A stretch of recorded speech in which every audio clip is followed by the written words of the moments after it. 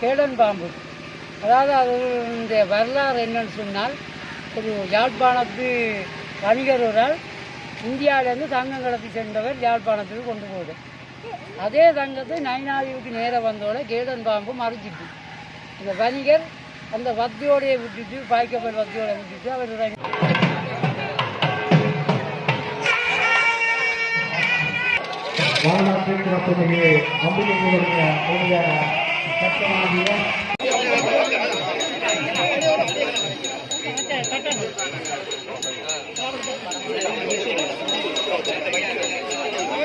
அவர் செட்டியார் வந்து வேலை வரைக்குள்ள இந்த பாம்பு வந்து சுற்றி கொண்டு அங்கே புளியந்தியிலிருந்து அம்மாளுக்கு பூ கொண்டு வந்து சாத்துறது இந்த பாம்பு.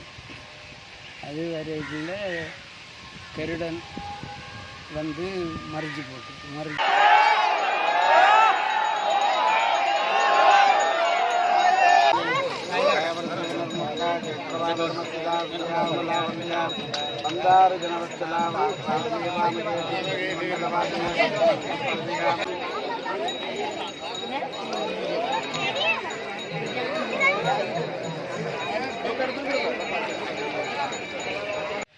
இந்த ஆலயம்தான் போர்த்துகேயர் காலத்திலே நைனாதீவை உடைக்கப்படும் பொழுது அங்கே இருந்த சிலையை கொண்டு வந்து இங்கே வைக்கதாக கூறப்படுகிறது. வாங்க பார்ப்போம் அந்த கோயிலை.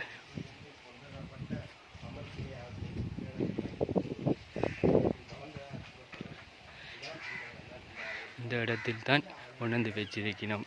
போர்த்துகேயர் உடைத்த பொழுது இந்த இடத்தில் வைத்த பொழுது அந்த சிலை கொஞ்சம் கொஞ்சமாக வளர்ந்து கொண்டிருந்ததாக கூறப்படுகிறது.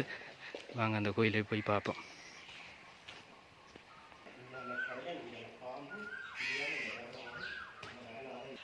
இதுதான் அந்த கோயிலாக கூறப்படுகிறது. இப்படி இப்போ கட்டியெல்லாம் சிற்பங்கள் எல்லாம் செய்து வச்சிருக்கணும். அங்கே உள்ள போய் பார்ப்போம்.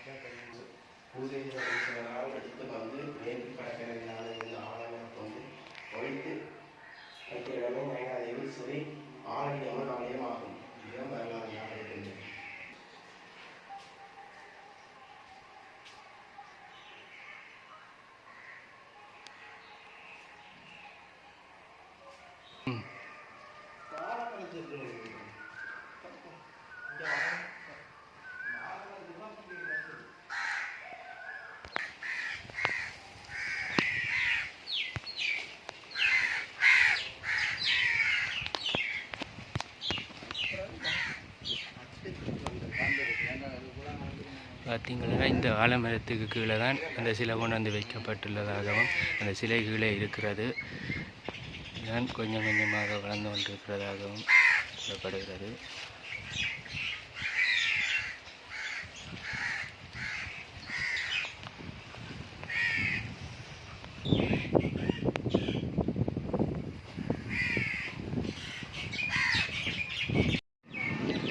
இந்த வழியாக தான் சாமி வருகிறதாம். தீர்த்தமாற்றுக்கு கடலை நோக்கி வந்து கொண்டிருக்குது. இந்த பக்தர்கள் வந்து கொண்டிருக்கிறார்கள். சாமிக்கு முன்னால் சாமி பின்னால் வந்து கொண்டிருக்கிறதாம்.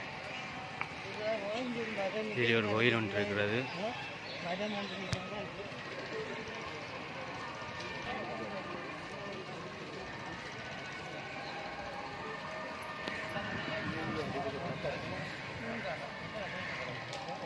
இன்றைக்கு கருடன் திருவிழாவாம். இந்த கருடன் திருவிழாவில் இன்றைக்கு இந்த இடத்திலாம் தீர்த்தமாட போகுதாம்.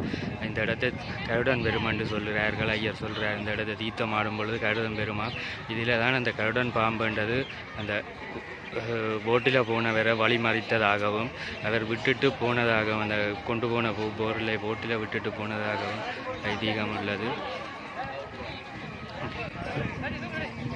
இடத்து தான் அந்த கல் இருக்கிறது. இந்த கல்லடியில் தான் தீர்த்தமாடப்பட்டு போகிறதா.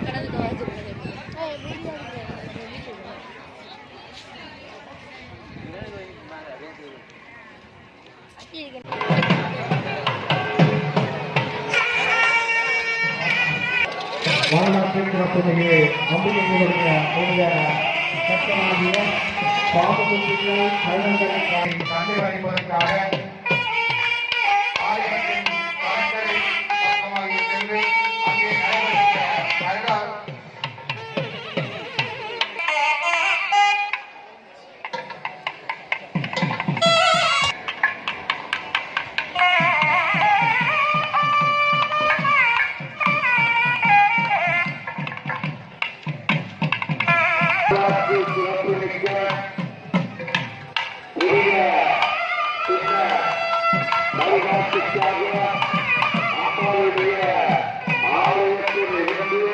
கருடன் திரு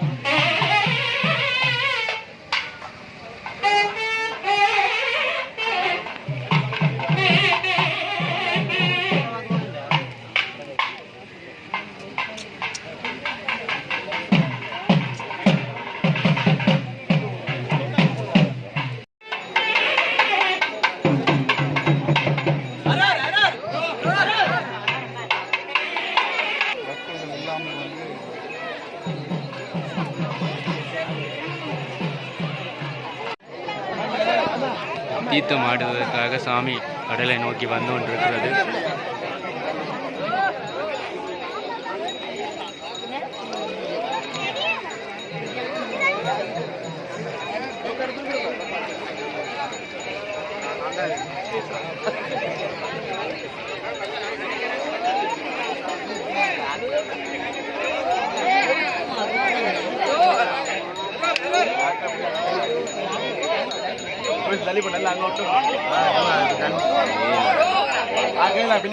பின்னுக்கு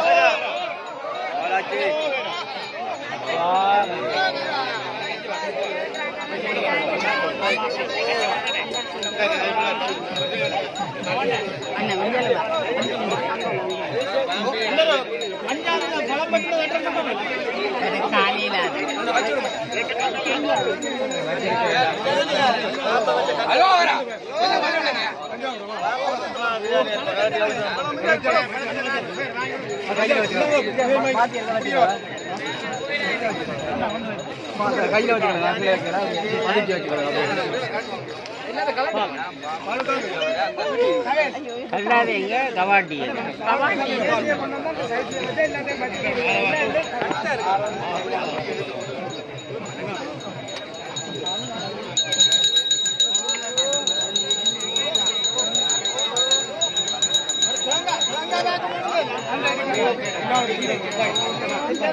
என்ன வருமானம் கையில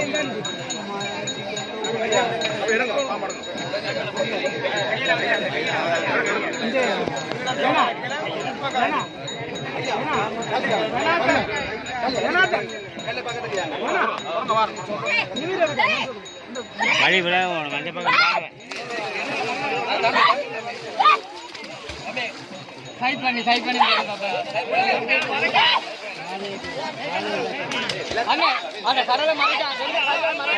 ஐயா வழிய மறக்காதீங்க நேர தெரியணும் மணி குடும்பத்தை நேர விடுங்க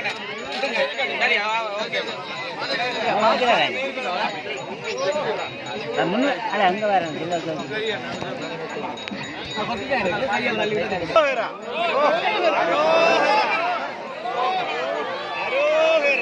Aduh.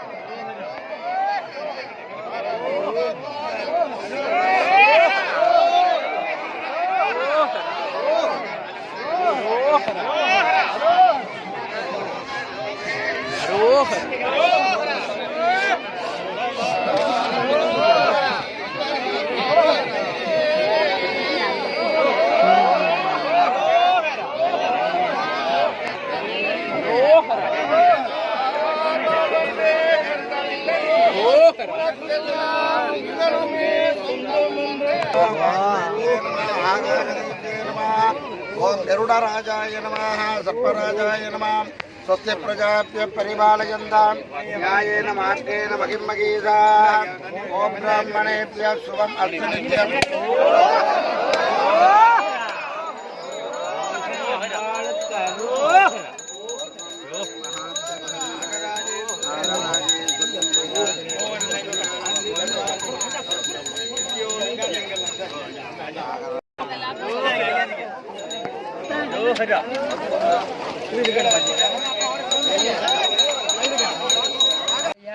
இது வந்து ஒரு நயனாதிவு புனித பூமி.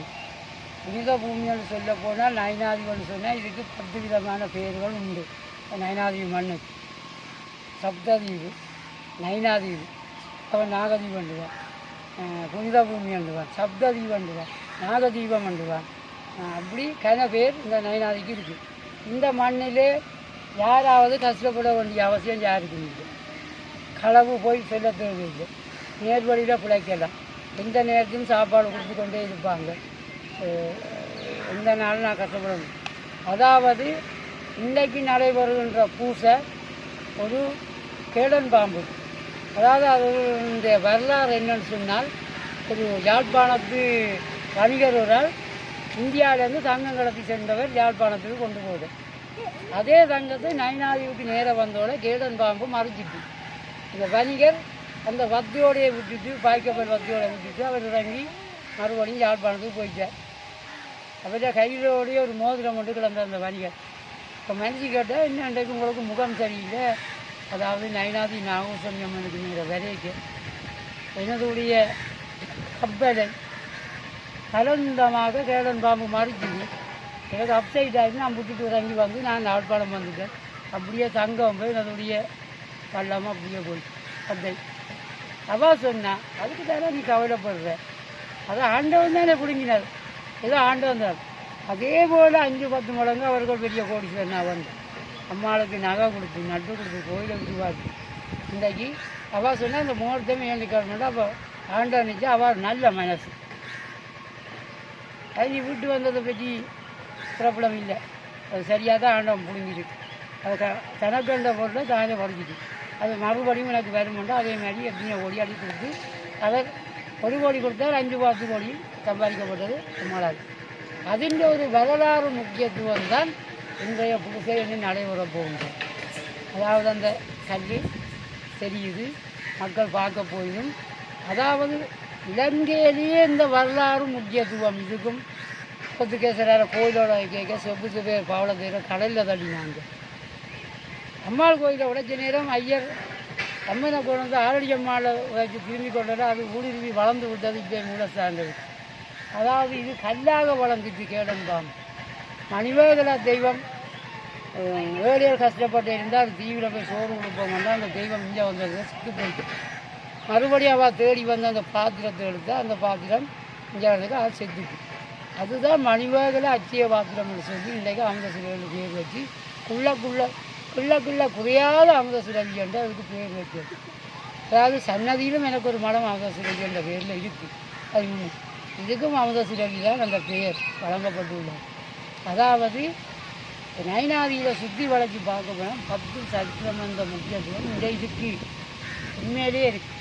ஆனால் கடவுள் இருக்கிறான் தான் என்பவனுக்கு கடவுள் பிடித்தான் கொடுக்கும். கடவுள் எங்கே இருக்குது, ஆனால் அவன் கல்லாக இருக்குது, எங்கே உயிராக இருக்குன்னு எத்தனை போட்டி போட்டவனுக்கு இருக்கிற தேர்தலுக்கும் வழியிலாம் இருக்குது. உண்மையிலே இந்த சரித்தில் அம்மாளாச்சி இருக்கிறாதான் அவள் நம்மளை தூணிலும் இருப்பா திரும்பிலும் இருப்பான்னு சொல்லுவாங்க. எங்களோட மனசுக்கு இருக்கிறதான் ஆண்டவன். ஆண்டவன் எங்கே இருக்கிறான்னு கேட்குறாங்க, உங்களை மனசு கேட்குற ஆண்டவன், அந்த மனசு கேட்குற ஆண்டவன். அதாவது தெய்வம் வந்து உங்களுக்கு ஒரு கொடியை தரும், கோடி பணம் தெரிஞ்சு 7 கொடுக்குது. இங்கே 7 கொடுக்காட்டி என்ன தான் இந்த பணத்தை திருப்பி கொடுங்க, அவ்வளோதான் தானே. இந்த பணத்தையே ஆண்டவன் தரேன், உங்களை போல கஷ்டப்பட்டவர் நீங்கள் கொடுங்க. இங்கே கொடுக்காதுக்கு தான் மறுபடியும் பார்த்து உங்களுக்கு நோய் வாய்ப்பாடை வைக்குது, ஒரு கேன்சரை தெரியுது. அதெல்லாம் காரணம் என்ன? கொடுக்காத தன்மையா கொடுத்த ஆண்டவனை கொடுத்த அன்றைக்கு நான் 7-8 நோய் வாய்ப்பட்டுருக்குறேன். இந்த பாருங்க ஆண்டவனேன்னு வச்சுருக்கிறான் என்ன 7 கூட வச்சு கொடு. நீ 50 ரூபா அழைச்சாலும் இல்லை 20 ரூபா 7 கொடுன்னு. அப்போ 7 வருஷத்தில் நான் தப்பிட்டு ஆம்புலன்ஸில் போய் இன்றைக்கி அதே கங்காதரம் தான் எனக்கு பேர். தக்கன் ஜாது கோயில் சிவருமான் அது மாமாண்டு போக முடியாத வீட காளியம்பாளை விட்டு தான் தக்கனை வெட்ட சொல்லி வெட்டேக்க 120 அம்சம் வெட்டப்பட்டது. கண்ணும் வெட்டினான், காதும் பண்ணான், மூக்கும் பண்ணான், தலையும் பண்ணான். அதில் சொப்பிமாருடைய கூந்தலும் வந்து விழுந்த இடம் மணிமேகலை நயனாதீவு. இந்த நயனாதீவு கடலில் இருக்கிறதா கூடப்படும் இந்த தேரானது கல்வெட்டு பொறிக்கப்பட்டிருக்கு. அந்த கல்வெட்டு பாதித்து அந்த தேர் வந்து வெளியில் வருமென்ற ஒரு புராண கதை ஒன்று இருக்கிறது. அது உண்மையா பொய்யா? அந்த கல்லில் இருக்கிற எழுத்து அது அந்த காலத்து மொழி. அந்த மொழி எங்களுக்கு இப்போ தெரியும். அது எழுதியிருக்கு பார்த்து அந்த கல் இருக்கு. அதில் அவன் அந்த மொழியில் எழுதிட்டான். அது எத்தனையோ ஆண்டுக்கு முற்பட்ட மொழி. இப்போ ஐயன்மாருக்கு ஒரு மொழி, சிங்களாக்களுக்கு ஒரு மொழி, தமிழில் ஒரு மொழி. அதே மாதிரி அவன் அந்த நேரம் எழுதிக்க அந்த மொழி வந்து இப்போ 150 வருஷத்துக்கு முற்பட்ட மொழியாக இருக்குது. அது என்ன மொழின்றது எங்களுக்கு அந்த மொழி இப்போ நாங்கள் இங்கிலீஷை படிக்கலாம், சிங்களத்தை படிக்கலாம், தமிழை படிக்கலாம். இதை விட இப்போ வெளிநாட்டில் இந்தியாவில் 15 மொழி இருக்குது. அதுக்கு 15 மொழி ஆக்கள் இருக்கிறார். சீக்கியனுக்கு ஒரு மொழி ஏன்னா அதே போல் அந்த மொழிச்சால் அந்த தேர் வரலாம்னு வரலாறு சொல்லு. ஆனால் அதே நீ சாத்தியப்படாது பழமை சரிதான். அந்த கல் இருக்கு. அது வாசித்தா அந்த வாசிக்கிறவன் தலை வந்து சிதறப்படும்ன்ற மாதிரி புராண கதை இருக்குது. அது உண்மையா? அது என்னுடைய வயசு 56. அப்படியான ஒரு முக்கியத்துவத்தை என்னுடைய பரம்பரையாக சொல்ல இல்லை. அதனால் எனக்கு அதை பற்றி விளக்கம் தெரியாது. இதுதான் வட்டியில் 4 கைப்பிடியோடு 5 நேரம் அடைஞ்சு வந்துருக்கு. இவங்க அது என்னென்று தெரியாண்டு 4 பேர் தூக்கி கொண்டு போயிருக்கிறாங்க. கூழாமரத்துக்குள்ள அது வந்து கீழே கனத்து வச்சோடனே அதில் 5 நேரம் மூலஸ்தானமாகி இந்த பெரிய வரலாற்றுக்கு கூழாமரத்தடி இதில். அதே போல் கண்ணியம் என்னும் பொங்குடுதியில் பெட்டியில் அடைஞ்சு வந்தது தான் கண்ணியம். உங்களுக்கு கண்ணியமங்கல் கழிப்பீங்க.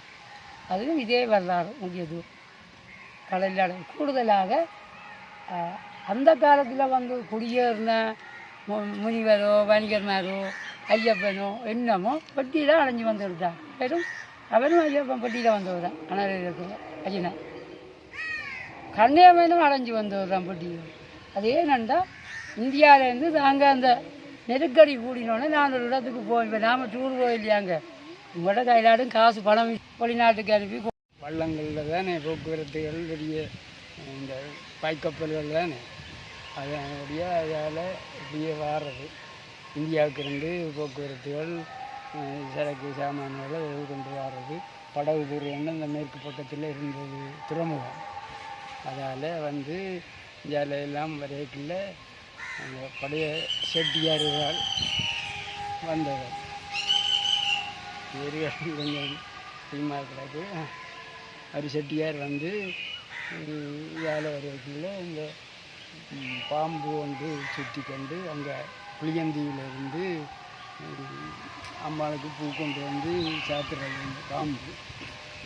அது வரைக்குள்ள கருடன் வந்து மறைச்சி மறைச்ச உடனே அது பயத்தில் அந்த கல்லில் போய் சுற்றி கொண்டிருக்க கருடனும் மற்ற கல்லில் குடிக்கிட்டு கிழக்கு பக்கத்து கல் சாக்காட்டுறதுக்கு வந்து அப்படி இருக்க இவர் இந்த செட்டியார் வந்தவர் பார்த்துட்டு அவர் இதை இந்த முயற்சியை பார்த்து கொண்டு வந்தவர் அம்மாவை கோயில் வச்சு மக்கு படிவாயெல்லாம் கட்டுறன்னு சொல்கிறேன்னு சொல்லி இந்த பாம்புக்கு தீங்கும் செய்யாமல் கருடனை போக பண்ணுவாங்கன்னு சொல்லி வணங்கினா போல அது கருடன் குழம்பு பறந்து போட்டுது. பிறகு பாம்பு பூ கொண்டு வந்தது. பிறகு அவர் வந்து தான் இந்த கோயிலை சின்னனாக இருந்தது அந்த காலத்தில். அப்போ சின்ன கோயிலாக கட்டினது. அதில் இருந்து தான் பிறகு இப்படியே வந்தது. அது மாத்திரமில்லை, லலிதா சகஸ்ரநாமம் என்ற சமஸ்கிருத இதில் அம்மாவுக்கு புசை பண்ணுறாரு. அதுலேயே